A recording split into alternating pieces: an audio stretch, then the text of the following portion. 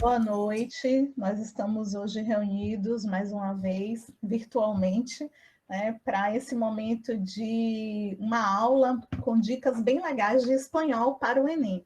Então, é uma sequência de aulas que o Colégio Modelo está ofertando tanto aos alunos quanto a todos aqueles que tiverem interesse de aprender um pouco mais, até porque isso vai ficar disponibilizado na página do YouTube da escola. É só procurar lá, Colégio Modelo de Itabuna, e vocês vão ter acesso a várias aulas legais, matemática, de biologia, de produção de texto, agora de espanhol, de inglês. Então, assim, é um momento realmente de troca de conhecimentos, é um momento realmente de... É um momento novo para a gente, mas é um momento bem legal, porque, assim, a gente está aprendendo a lidar, né, com toda essa situação. Então, hoje nós vamos ter aula de espanhol, vamos começar com a professora Juliana Ferreira Chaves, e logo em seguida a gente segue com a professora Lucicleia. A palavra agora com a professora e tenhamos uma boa aula. Olá, buenas noches a todos. Aqui estamos, né, gente? Então, a gente vai dar início, certo? A nossa aula. E deixa eu voltar aqui, porque como o Gorete falou, a gente está nesse novo aí. Vamos ver se eu vou fazer aqui direitinho, compartilhar a tela. Vamos lá. Então, a gente vai ter algumas dicas, né, de espanhol para o Enem 2020. Professoras da área, professora Josiane Reis, né, professora mestra Josi, Juliana e Lucicléa, tá? A equipe de espanhol do Colégio Modelo Itabuna. Então, vamos lá. Eu já gostaria de começar a conversar com vocês sobre o que se espera do participante no Enem. Lembrando primeiro de uma coisinha. Há um mito, vou chamar de mito na escola, mito na aprendizagem da língua, sobretudo espanhola, de que espanhol é fácil. É igual a português, eu não preciso estudar, né? E aí a gente para um pouquinho para ver que não é bem assim. E o que se espera do participante no Enem? Vamos lá. Alguns pontos aqui que a gente tirou do guia de carreira, né, da educação, Enem espanhol. Espera-se que associar palavras e expressões ao tema da questão. 2. Demonstrar que possui familiaridade com informações, tecnologias e culturas estrangeiras. Ponto 3. Conhecer estruturas linguísticas, sua função e seu uso social. Reconhecer a importância da produção estrangeira como representação da diversidade cultural e linguística. E aí, professora, como é que eu vou dar conta disso tudo que se espera de mim como participante do Enem, né? E aí eu proponho mais uma coisa. Como é que eu posso ler um texto em língua estrangeira? E aí a gente coloca uma coisinha, com um pequeno e grande propósito. Buscar entender o que ele quer dizer. Certo. Eu preciso saber todas as palavras em língua estrangeira, seja ela em inglês, seja ela em espanhol? Eu já posso lhe dizer que não. A gente não precisa saber todas as palavras. Mas como é que eu vou entender, professora, se eu não souber todas as palavras? E aí eu proponho a vocês uma atividade. Certo?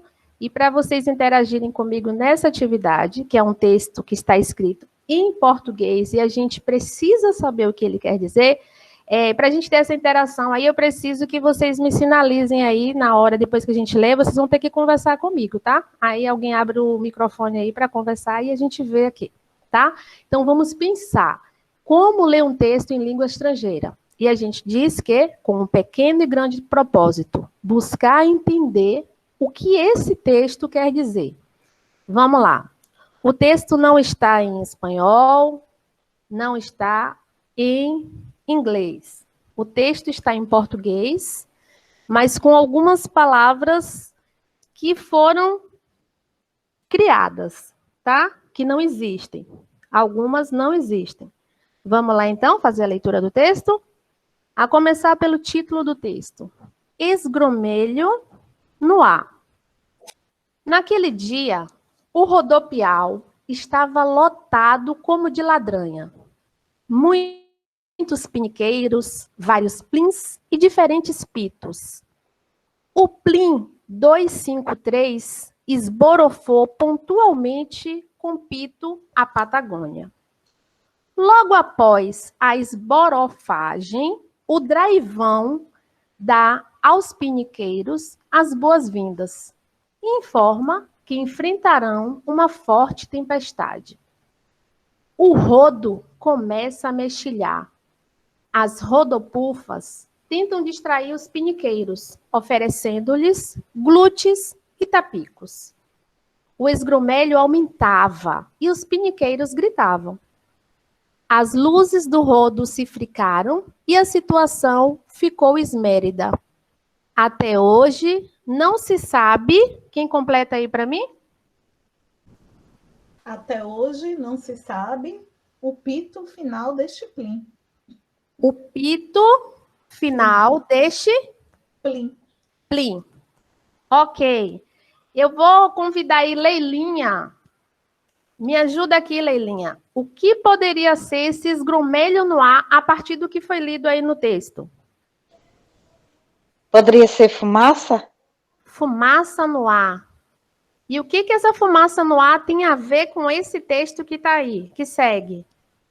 Vamos ver se cola, se é fumaça no ar? Vamos lá. O rodopial estava lotado, como de ladranha. Muitos piniqueiros, vários plins e diferentes pitos. Esse texto aí, gente, será que está falando de quê? Poderia ser também algum barulho, um som. Um som no ar? Isso. Certo. Barulho. Já temos aí fumaça. A gente está respondendo uma prova do Enem. Ó as possibilidades. Fumaça no ar, barulho no ar. Quem dá mais? Lembra que o que o texto está dizendo aí? O rodopial estava lotado, como de ladranha, muitos piniqueiros, vários plins.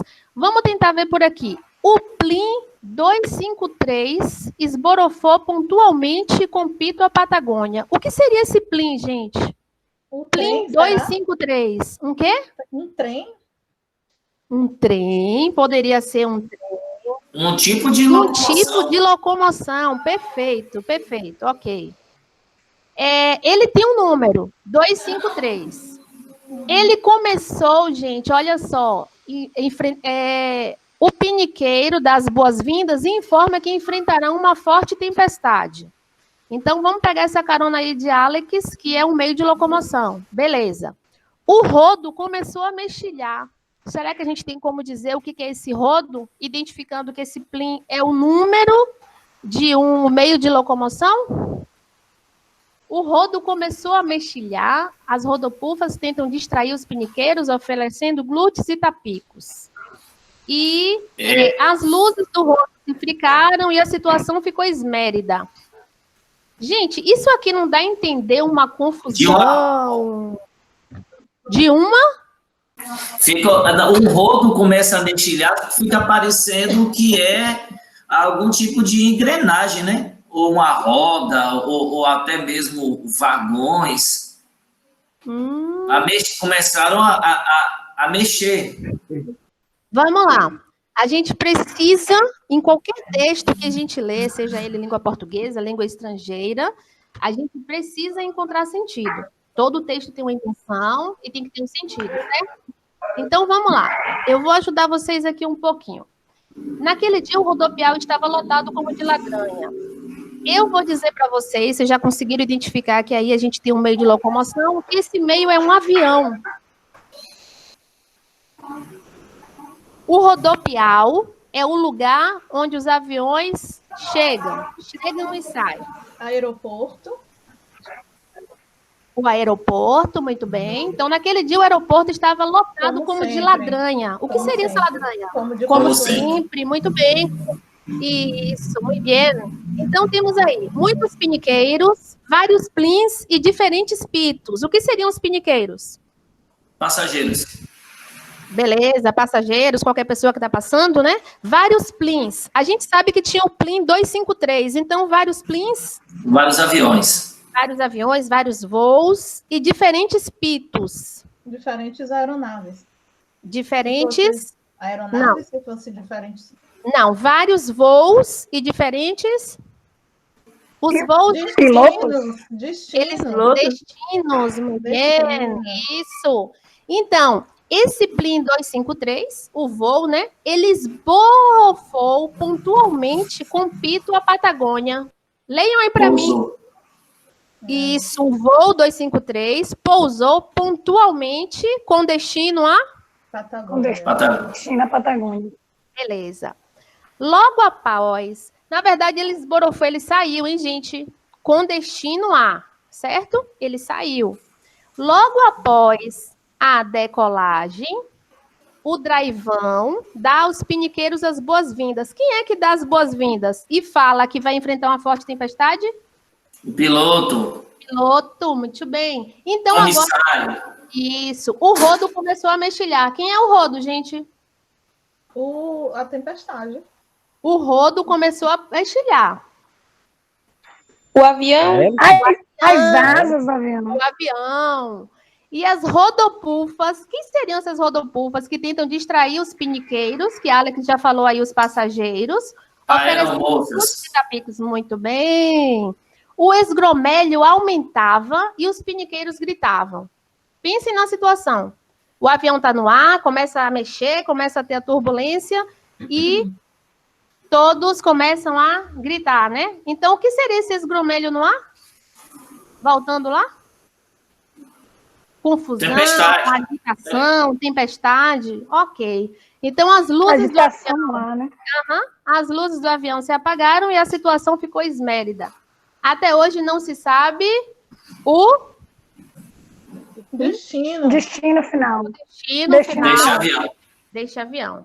Gente, a atividade é um pouco assim, para ilustrar que a gente pode ter dificuldade também com o texto que está escrito em língua portuguesa. Mesmo que ele tenha palavras, que algumas não existem, está fora de onde deveria estar, mas é para a gente ver que em português também a gente pode ter isso. Mas a gente não pode parar diante dessa dificuldade. Certo? Só foi esse texto aí é o Apocalipse. Hã? Esse texto é o Apocalipse? Eu só queria mostrar. Eu só queria mostrar, porque eu ouço muito. Oi, amado, diga aí. O importante é quando você dá uma dica, fica mais fácil de interpretar. É por isso que é importante, por exemplo, a professora de espanhol, nas aulas, né, nessa aula, dar umas dicas para que o aluno ele possa, diante de um texto, né, em espanhol, que no caso você falou de língua estrangeira, mas no caso é espanhol, ele poder se apropriar desse texto, mesmo não sabendo todas as palavras do texto, que ele possa chegar à compreensão. Isso, perfeito. É esse mesmo objetivo, Alex. Perfeito, perfeito. A gente fazer essa leitura, né? E ver que, porque às vezes eu ouço muito, professor, eu não sei tal palavra, eu não sei tal palavra, eu não sei tal palavra. E aí não quer ler, né? E voltando, quando eu digo qual o objetivo de ler, como é que eu vou ler um texto em língua estrangeira?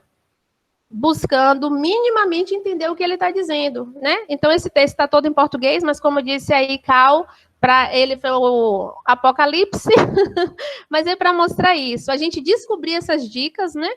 E tentar entender o que o texto disse. Ok, obrigada pela participação de vocês. Vamos seguir adiante. Então, aqui, o que a gente usou a partir das dicas, né? A gente usou um processo que a gente precisa ter na compreensão dos textos, que é o processo de inferência. E eu trago para vocês aqui retirado ipsiliteris do dicionário, quando ele diz que a inferência, além de ser um substantivo feminino, é o ato ou efeito de inferir, de deduzir algo por meio de raciocínio. Aquilo que se deduz a partir de outra coisa, ilação, dedução, conclusão. Por que eu trago isso para vocês? Para a gente ter cuidado também na prova, que o que aparece? Pode aparecer lá um tema que você conheça muito, vou falar aqui sobre violência doméstica. Digamos que você sabe que acontece a violência doméstica, que as mulheres têm medo ou vergonha de dar queixa, né? Coisa do tipo. E o texto, ele vai trazer outro caminho para falar de violência doméstica. O que acontece? E coloca lá as questões. Nas questões, ou nas respostas, vai trazer uma possibilidade que é a que você tem, do seu conhecimento de mundo. E você, às vezes, nem lê o texto e vai lá e fala, é violência doméstica, e vai lá e marca. Então, não façam isso, tá? Quando a gente está dizendo que a inferência é aquilo que se deduz, é a conclusão que a gente tem, mas quando a gente está falando de interpretação de texto, a gente vai interpretar o que o texto diz. Não é a minha interpretação, eu acho, eu já ouvi falar sobre isso, né? Então, a interpretação não depende de cada um, mas sim do que está escrito. O que está escrito, escrito está. Porque se fosse assim, era muito fácil a gente chegar lá numa prova objetiva e dizer o que a gente achava e estava tudo bem, né? Mas não é assim, tá? Então, ter cuidado, que a inferência que a gente vai precisar ir muito na compreensão dos textos, ela não quer saber o que você acha ou o que você conhece. Claro que o conhecimento de mundo vai nos ajudar muito na leitura, principalmente, né? Mas a gente ter cuidado com o limite do que a gente precisa responder em uma prova, ok? Como o Enem, por exemplo. Então, vamos lá. Depois de ter falado tudo isso, como é a prova de espanhol no Enem, professora? Me fala aí. A prova, ela vai aparecer a partir de diversos gêneros textuais, com o texto em espanhol, tá? O texto vai estar em espanhol. Pode ser uma tira, pode ser uma poesia, pode ser uma música, pode ser um cartaz, tá? A gente vai ter que também identificar qual é o gênero textual. 5 questões apenas, mas que podem fazer a diferença, tá? A gente fala, só são 5 questões, não vou preciso nem ler. Não, leiam as questões, tá? Vocês precisam fazer a diferença. As perguntas e respostas são em português. Tem mais uma coisa legal. Há um pequeno texto dentro da pergunta para nortear o candidato. A gente vai ver mais adiante, quando eu mostrar as questões aqui, que as perguntas sempre explicam o que o texto se trata. Esse texto é um cartaz e vai falar de tal coisa. Esse texto é um discurso do presidente tal, tá? Então, ele vai situar você de que gênero ele está falando. Isso aí já é bem legal. As alternativas aparecem como se fossem complementos para a pergunta, tá? Geralmente, alguns estudos de professores de espanhol e de professores também de outras áreas apontam para que dessas 5 opções de respostas, geralmente uma não tem nada a ver. 3 estabelece uma relação com o texto, mas apenas uma com a pergunta sobre o texto, certo? Então, vamos prestar atenção nisso, ver se isso dá para ajudar a gente, né?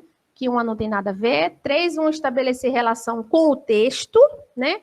Como mais ou menos esse exemplo que eu dei sobre violência doméstica, ele pode estar falando de várias coisas, mas a resposta tem que estar ligada ao que foi perguntado sobre o texto.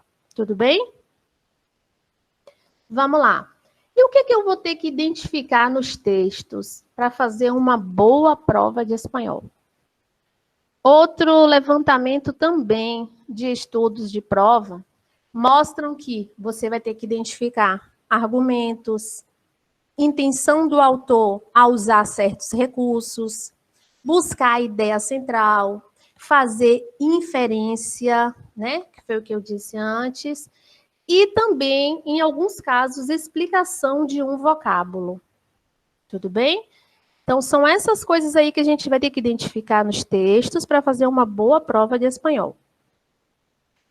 E aí, vocês podem me perguntar também, e qual o conteúdo dessas perguntas, professora? Vai cair substantivo, advérbio, conjunção, preposição, verbo? Digo para vocês, vai sim.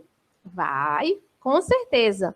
Mas ela não vai te perguntar que palavra é substantivo, que palavra é advérbio. A gramática, na prova do Enem, ela aparece contextualizada. Então, você precisa ter esses conceitos para poder entender melhor, né? A questão até da compreensão, entender melhor o que se passa no texto, qual a intencionalidade do texto, tá? Então, vocês precisam saber, mas estará contextualizado. Vão aparecer a partir de gêneros textuais, são trabalhados nesses gêneros atualidades, quase que sempre também, gente, durante esses anos da prova de espanhol, a gente tem questões que trazem alguma coisa sobre a cultura hispânica, tá? A primeira prova mesmo do Enem, o traço da cultura que foi trazido foi do país da Argentina, né, quando se falou do tango. Então, sempre tem uma questão voltada para a cultura hispânica, certo? E aí também quero falar com vocês sobre uma coisinha chamada heterosemântico, ou falsos amigos, que é uma coisinha que a gente tem que prestar atenção, também ela está dentro da gramática, porque em relação à comparação entre português e espanhol, a gente tem que os heterosemânticos, como o prefixo já diz, hetero, diferente, semântico, significado, diferente no significado em relação ao português. E também são chamados de falsos amigos. Vejamos aqui na canção Despacito, né, que eu queria que Alan cantasse, mas ele não vai cantar pra gente, ele não quis cantar. Fiquei triste, viu, Alan? A música Despacito, tão conhecida, né? E eu peguei esse pedacinho para vocês terem cuidado com coisas que podem aparecer, que são esses falsos amigos aí nos textos, mas que tanto a leitura de outros textos ou de vocabulários vão ajudar você a conhecer essas palavras, como também o contexto, né, que está inserido também pode te ajudar. Vamos lá. Na música Despacito, começa dizendo que sí, sabes que ya llevo un rato mirándote. Despacito, quiero respirar tu cuello despacito. Deja que te diga cosas al oído, para que te acuerdes si no estás conmigo. Vejamos. Primeiro fala, se sabes que já lleva um rato mirando-te. O que seria isso? Um rato mirando-te. Um tempo. No tempo, traduz para mim essa frase toda. Se sabes que já lleva um rato mirando-te. Sim, sabes que eu tenho um tempo olhando para você. Muito Já bem. tem um tempo te admirando, te olhando. Vale. Então, o que nós temos aqui nesse primeiro? Ó, rato. Rato em português, né? Aquele bichinho, como eu costumo dizer na sala, lindinho, fofinho. Só que não. E em espanhol, olha que a escrita é a mesma, mas o significado nada tem a ver. Alex, certíssimo aí. Sabes que já leva um tempo te olhando, tá? Rato, tempo, momento. E temos também, quero respirar tu cuello despacito. Coelho, o que tem um coelho? Quero respirar teu coelho despacito.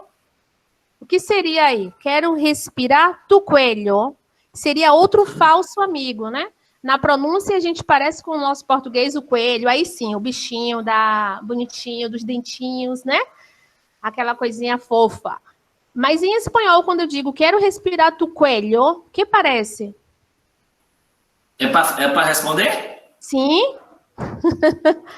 Vamos Coelho lá. é pescoço. Muito bem. Coelho, pescoço. E não coelho como português. Então, eu quero respirar devagarzinho no seu pescoço. Olha que lindo. E depois vemos aí. Para que te acuerdes se não estás comigo. Esse acuerdes aí é para que você acorde se não está comigo? Tem sentido? Despacito, vamos lá para o início, ó. Despacito, quero respirar devagarzinho no teu pescoço. Deixa que eu te diga coisas ao ouvido, para que te acorde se não está comigo? É isso aí? Esse é o sentido? Lembrar. Lembrar, para que você se lembre, né? Se não estás comigo. Beleza, muito bem. Então, temos aí essas palavrinhas que podem aparecer, né? E a gente precisa ter um contato com o vocabulário para poder estar entendendo ou no contexto ou em outros contextos que a gente vê na sala, certo? Então, em Despacito mesmo, a gente tem aí pelo menos esses 3 exemplos que eu trouxe para vocês. E a gente já precisa ir treinando, porque na prova aparece também algumas expressões idiomáticas, tá? A gente vai ver também aqui alguns exemplos, mas que com a leitura a gente consegue fazer sim. Então, vamos lá. Questões Enem. Temos aí um texto retirado da prova de 2015. Vejamos aí.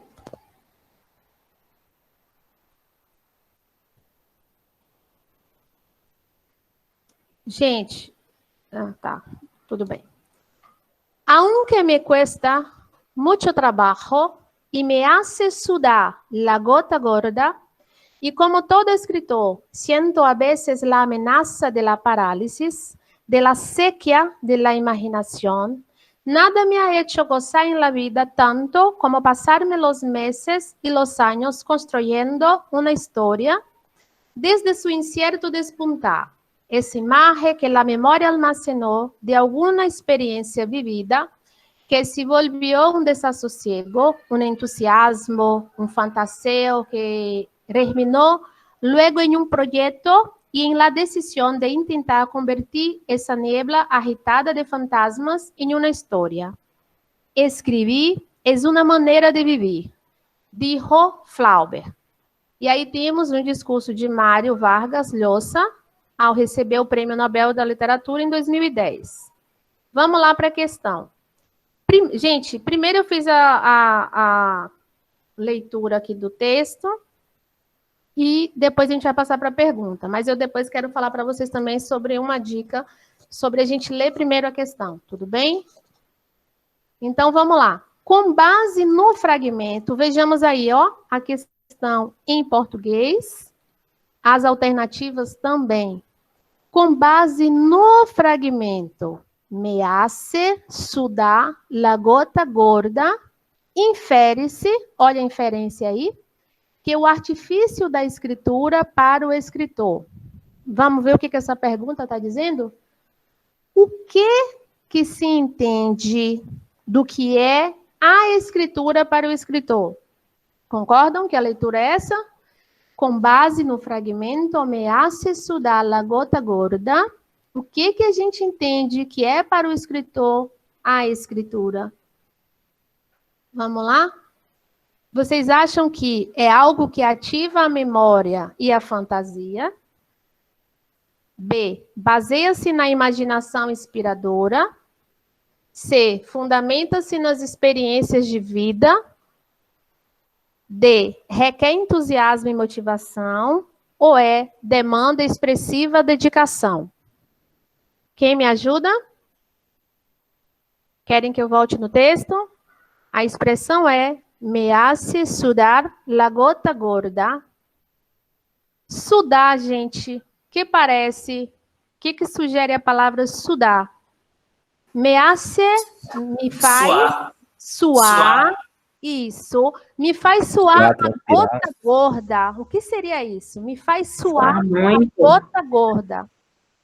Dentro do texto, isso aí, suar, ó, a pessoa está ali suando, derramando suor. Isso faz com que ative a memória e a fantasia, baseie-se na imaginação inspiradora, fundamenta-se nas experiências de vida, requer entusiasmo e motivação ou demanda expressiva dedicação? Letra E. Demanda expressiva dedicação. Demanda. Um voto para a letra E, mais alguém? Ou com outra opção? Letra E. Letra E também, mais um. Ninguém acha que ativa a memória e a fantasia, não, gente? Então, Suar, eu ia gota dizer gorda? isso. Ô, Júlia, eu ia dizer isso, porque é interessante, porque o texto fala disso, mas o fragmento da questão não é essa. Isso mesmo. O texto todo, por exemplo, se você for pensar em todas essas questões, a B, C e a D, elas têm referência direta com o texto. Com o texto, exatamente. E, entretanto, a questão te pede para ser Meu Deus do céu, a briga deles vai. específico nesse me hace sudar la gota gorda. Então, para ter esse específico, né? Chamar a atenção para esse específico. Exatamente, é isso aí. É com base no fragmento, né? E infere-se que o artifício da escritura é isso. No fragmento, inclusive apareceu aí entre aspas assim mesmo. Me hace sudar la gota gorda. Muy bien. Então, como o Gó falou, tem a ver com o texto, mas uma só tem a ver com a pergunta do texto. Tá vendo aí o que foi dito antes?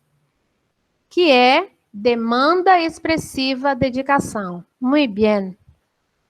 Vale. Podemos passar para a próxima? Alguma pergunta? Alguma dúvida? Então, vamos lá. Essa aqui foi a primeira prova de espanhol do Enem, né? O texto é pequenininho, mas trouxe 2 questões e eu quis trazê-las também por conta desse exceto que aparece na outra questão. Mas vamos lá. O texto é pequeno, mas mesmo assim a gente já vai usar o exercício de ler primeiro a questão, tá? Pensar na questão e ir para o texto com o objetivo de entender o que a pergunta está pedindo. Vamos lá.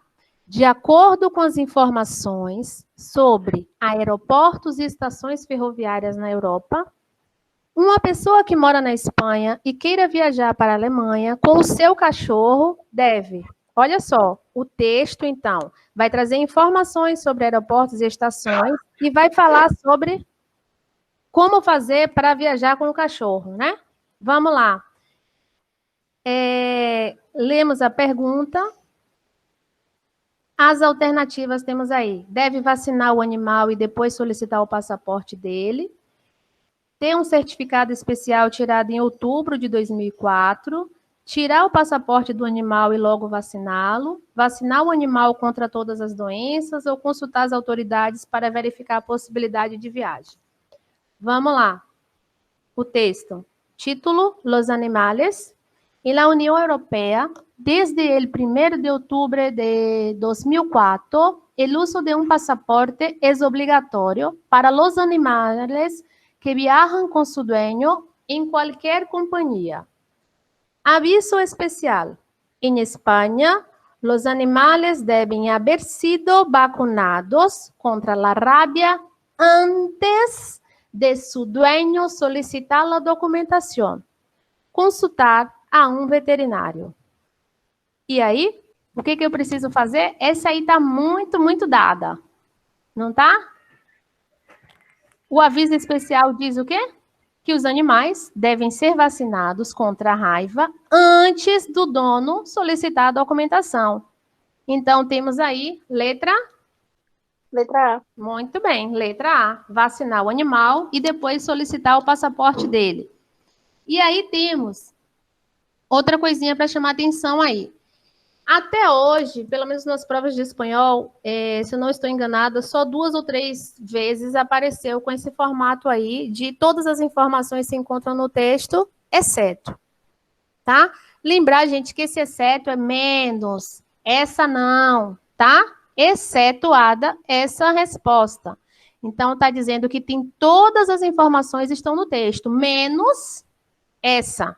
Vamos ver qual é esse menos essa que aparece aqui? O passaporte para animais é obrigatório na União Europeia desde 2004. Vamos lá? Na União Europeia, desde 1º de outubro de 2004, o uso de um passaporte é obrigatório. Então, verdadeira? Verdadeira. Ok. Verdadeira. Tanto o cachorro quanto o dono tem que apresentar o cartão de vacinação. Verdadeiro ou falso? É falsa, é só o cachorro. Né? É falso. É só o cachorro? Então vamos deixar ela aí já em stand-by. Os animais devem ser vacinados contra a raiva. Verdade. É necessário consultar um veterinário. Correto. Sim. A exigência do uso de passaporte para animais é para qualquer companhia. Sim. Sim. Tá lá, né? Regra geral. É obrigatório para os animais que viajam com seu dono em qualquer companhia. Então, a única que não está no texto, esse exceto aí, certinho, quem respondeu a letra B. Tanto o cachorro quanto o dono tem que apresentar o cartão de vacinação. Beleza. Mais uma, essa aqui eu gosto muito. A gente tem aí um gênero textual diferente dos que a gente já viu, né? Não é de tirinha, é um cartaz. E vamos lá para a questão, para a gente voltar para ele. Olha que questão bonita. A acessibilidade é um tema de relevância, tanto na esfera pública quanto na esfera privada. No cartaz, ó, dizendo para você qual é o gênero, no cartaz, a exploração desse tema destaca a importância de A. Estimular os cadeirantes na superação de barreiras.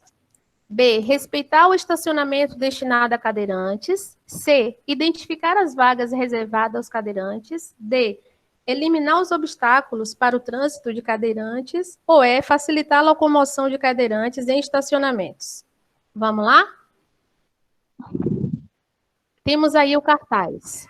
Si te quedas mi aparcamiento, quédate mi discapacidad. No aumentes mis barreiras. E aí? Si te quedas mi aparcamiento, quédate mi discapacidad. No aumentes mis barreiras. Conseguiram entender aí? O que está dizendo nesse texto? Se ficas com minha vaga no estacionamento, fique também com minha incapacidade, né? Não as minhas barreiras. Muito bem. Isso aí. Certíssimo. Então, a partir da leitura do cartaz, qual a resposta aí que nós temos? Esse tipo de aviso, esse tipo de cartaz, ele quer o quê? Estimular os cadeirantes na superação de barreiras, respeitar o estacionamento destinado a cadeirantes, identificar as vagas, eliminar os obstáculos, vamos ver aí? Um tipo de aviso desse, de cartaz. O cartaz, ele serve para alertar, para avisar alguma coisa, né? Para chamar a atenção sobre algo. E aí, o que seria? Qual seria a resposta mais apropriada? Letra B? Letra B. Respeitar o estacionamento destinado a cadeirantes? É isso? Isso. Muito bem. É isso aí mesmo, gente, né? Porque quando você coloca lá, se você quer ficar no meu espaço, fica também com a minha incapacidade, né? Não me coloque mais barreiras, não aumente mais as minhas dificuldades. Então, é isso mesmo, chama atenção para a gente respeitar esse estacionamento aí. Muito bem. A gente tem mais essa pergunta aqui, que é do Enem 2018, acho que é isso, 2018, que também traz já outro gênero. Vamos lá. Utilizando a mesma estratégia de leitura da pergunta. O texto aborda a temática do HPV. Olha que coisa linda, ele já está dizendo para você o que o texto diz, tá? E aí a gente volta a dizer que tem que prestar atenção. Ele já está dizendo, o texto fala sobre tal coisa. Então, vamos ver o que essa pergunta, qual é o objetivo dessa pergunta, né? Ao discorrer sobre o contágio e a prevenção do papiloma humano, a autora informa aos leitores que esse vírus é. Então, a gente tem que buscar o que a autora está informando, tá? O texto aborda a temática do HPV. A. Estudado pela Academia Americana de Pediatria por seus efeitos em crianças, é responsável pelo aumento de casos de câncer na população jovem mexicana, ignorada pelos homens por se restringir à população feminina, combatido por vacinas que devem ser aplicadas tanto em mulheres quanto em homens, classificado como um problema superável pela facilidade com que se enfrenta a infecção. Mas vamos então ver a questão? Então, temos aí o texto. El virus del papiloma humano, HPV, também é um problema de homens. Então, olha só, o texto já começa no título dizendo que também é um problema de homens, né? Vejamos aí. Para alguns homens, el virus del papiloma humano es algo muy lejano. Se olvidam de que eles também se infectam e de que, ao contagiar-nos, nos estão regalando um passaporte mágico para o câncer cérvico-uterino. segunda causa de muerte entre las mujeres de México. Incluso me ha tocado escuchar en boca de algunos de ellos que solo se trata de una infeccióncita. Olha aí. Pues bien, el HPV también es un problema de hombres, no solo porque propaga la infección entre la población femenina, sino también porque este virus produce otros problemas de salud, tanto en hombres como en mujeres, incluyendo verrugas genitales y cáncer de boca y garganta, que si bien no son tan conocidos o alarmantes por su cantidad, como otros tipos de cáncer, también constituyen un riesgo. Por lo anterior, la Academia Americana de Pediatría decidió enfrentarse al HPV mediante vacunas que se ponen tanto a mujeres como hombres. Los especialistas afirman que la vacuna es más efectiva si se administra antes de que el niño se vuelva sexualmente activo y responde mejor en el organismo de varones entre 9 y 15 años. E agora, o que a autora está informando aí aos leitores sobre esse vírus? Que a Academia Americana de Pediatria é estudada pela academia pelos efeitos nas crianças. É possível entender isso aí do texto? Não. Não? Que é responsável pelo aumento de casos de câncer na população jovem mexicana. Deixa eu chamar a atenção para vocês aqui uma coisa, olha só, população jovem mexicana. Quando ele fala aqui, ó, sobre o México, qual é a referência que ele tem? Quando fala do México, quem é a referência? São jovens, são Segunda crianças? causa de morte entre as mulheres. As mulheres. Mulheres, tá? Mulheres, e não em jovens.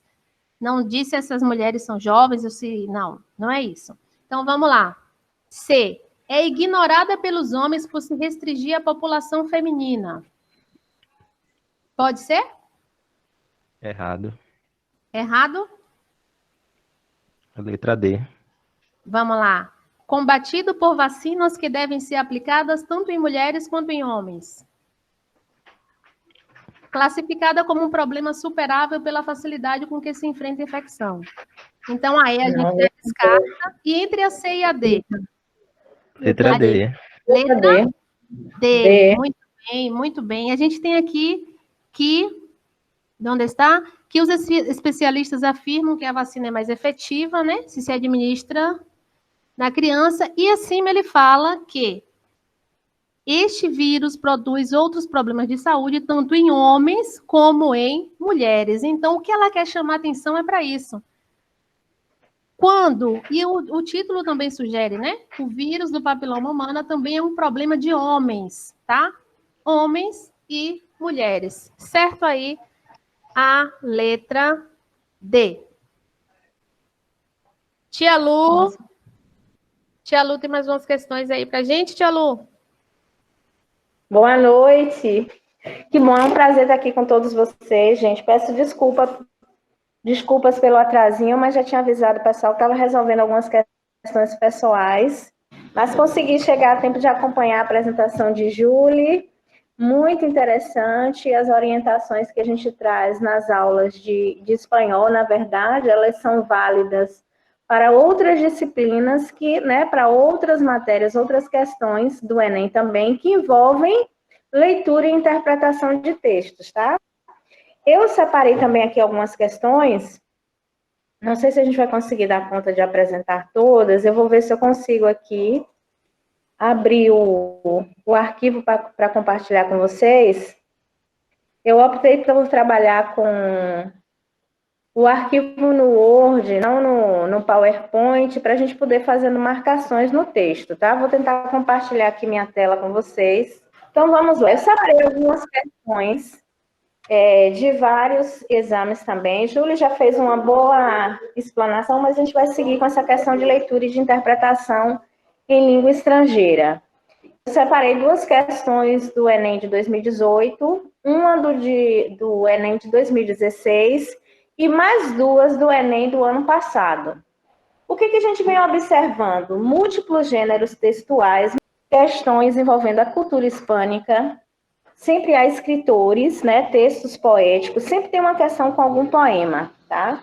Então, aquilo que Júlia já foi falando para vocês, a importância de ler o texto com atenção e retomar, né, sempre que você lê o enunciado da pergunta, depois retomar o próprio texto.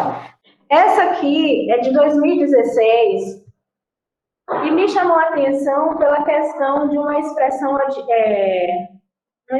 idiomática que abre o texto para a gente, que é essa aqui, de tal palo,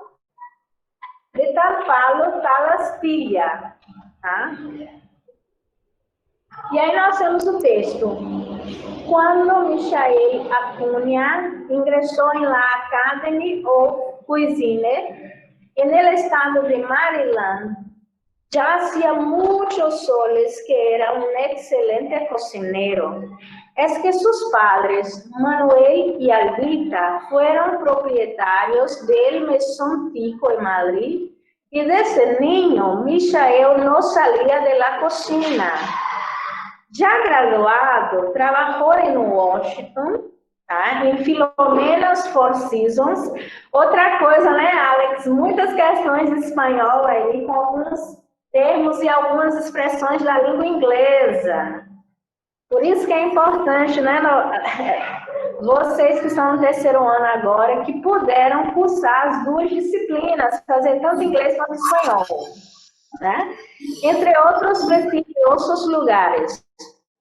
Quando sua família regressou a seu país, Costa Rica, e abriu as tapas de Manuel al este de San José, la capital, pronto se les reunió.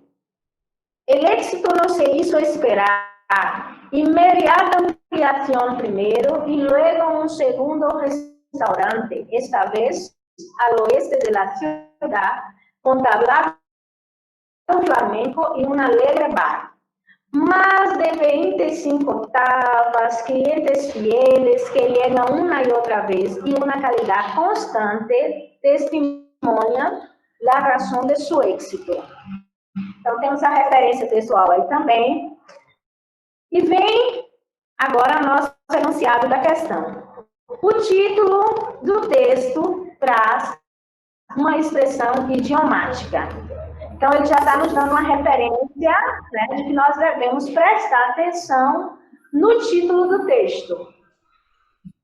Essa expressão vinculada às informações do texto, então não é o texto, né, o título isolado, mas é uma associação entre o título e o que diz o texto, reforça que o sucesso alcançado por Michael Acuña deve-se ao fato de ele ter. Aqui eu volto a um ponto importante que Julie, né, a professora Juliana Chaves também falou, que é, às vezes, a pessoa, né, o candidato ao Enem, empacar numa questão porque ele não sabe. Eu não sei o que é palo, eu não sei o que é astilha, e agora o mundo acabou, não vou mais responder a prova. Ainda que você não saiba o que significa essa expressão idiomática, no início, né, no título do texto, o próprio texto vai nos dar a pista. Olha o que ele vai falar. Que esse, né, Michel, ele entrou numa academia, numa faculdade, menciona o nome da cidade, da província onde ele estudou, e que já fazia muito tempo que ele era um excelente cozinheiro. Aí vem a explicação. Ele não é um excelente cozinheiro porque ele foi fazer um curso acadêmico. Vem logo explicando que os pais dele, olha aí o que diz o texto, seus pais, Manuel e Albita, foram proprietários de um restaurante em Madrid. Aí diz o quê? Que desde pequeno, desde Ninho, olhe lá o nome Ninho, lembrem do leitinho, né? Desde garoto, desde menino, de onde Michael não saía?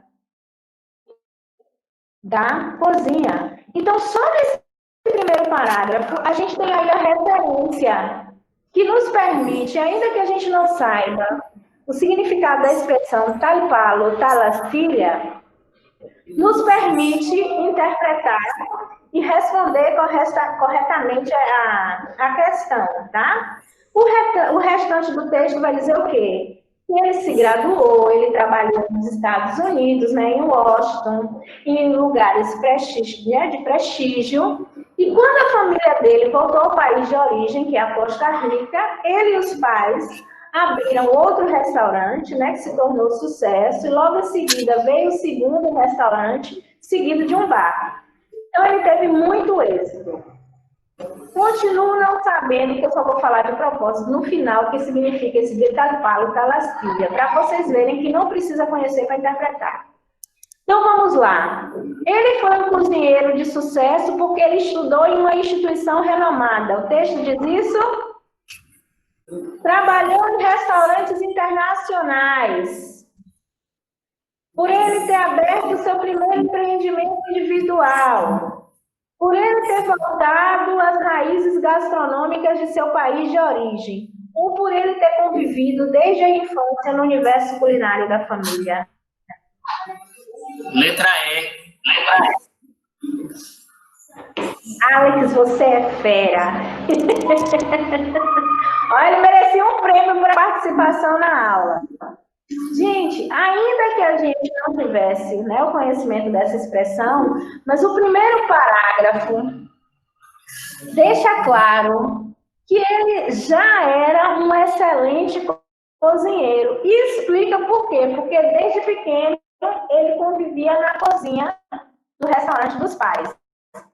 Lúcia, o que significa dele talpalo, talastilha? Palo significa madeira. E a astilha é uma lasquinha, um pedaço pequeno que você tira dessa própria madeira.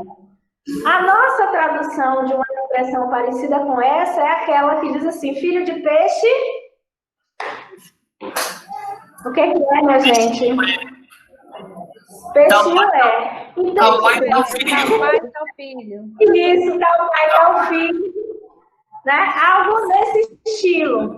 Então, o título do texto está dizendo isso. E assim como os pais eram bons cozinheiros, os filhos também eram. Lúcia, eu não conhecia essa expressão, não sabia essa expressão idiomática. Era só ler com cuidado o primeiro parágrafo e retomar esse texto, ó. Diz que ele ingressou na academia, no estado e tal, mas já fazia muitos anos que ele era um excelente cozinheiro. Então, essa frase aí já está dizendo que ele cozinhava bem, mesmo antes de entrar na academia. Então, ainda que você não soubesse, o texto, de certa forma, menciona que ele estudou em instituição renomada? Sim. Menciona que ele trabalhou em restaurantes internacionais? Também. Mas isso não é a garantia do sucesso dele.